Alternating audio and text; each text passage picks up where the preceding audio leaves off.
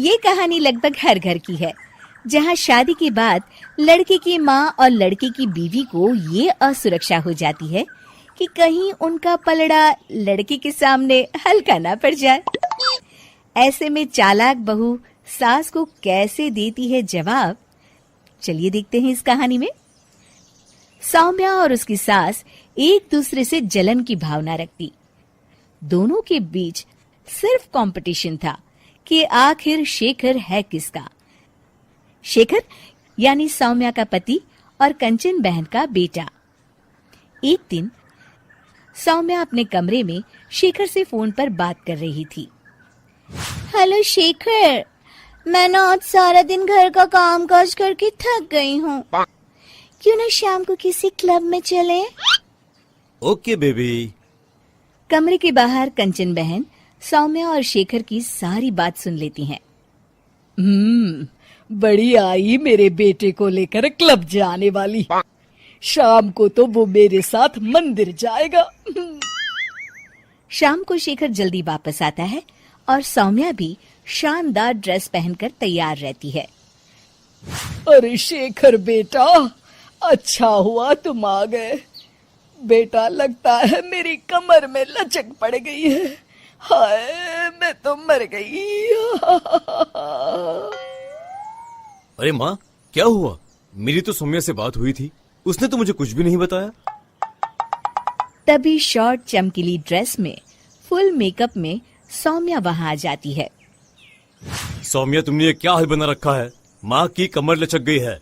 जल्दी चलो, हमें माँ को डॉक्टर के पास ले जाना है। लेकिन माँ अभी कुछ देर पहले तो ठीक थी। हाँ, मैं तो नखरे कर रही हूँ ना। नहीं नहीं माँ, सौम्या का ये कहने का मतलब नहीं था। चलो, हम अभी डॉक्टर के पास चलेंगे। सौम्या परेशान सी माँ की तरफ देखती है। शेखर माँ को पकड़कर कार की तरफ ले जाता है कि तभी कंचन सौम्या की ओर देखकर आंख मारती है।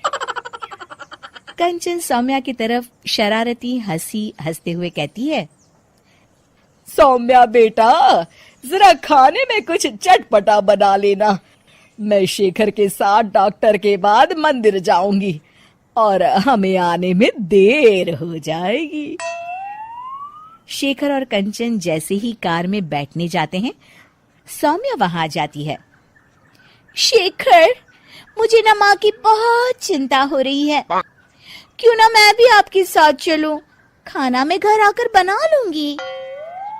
वाह सौम्या, तुम कितनी अच्छी हो। तुम्हें माँ का कितना ख्याल है।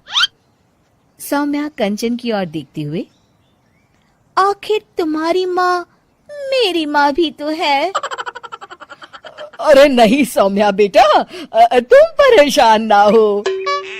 अरे माँ नहीं, सौम्या भी आपके ठीक होने तक परेशान ही रहेगी और उसका मन भी काम में नहीं लगेगा।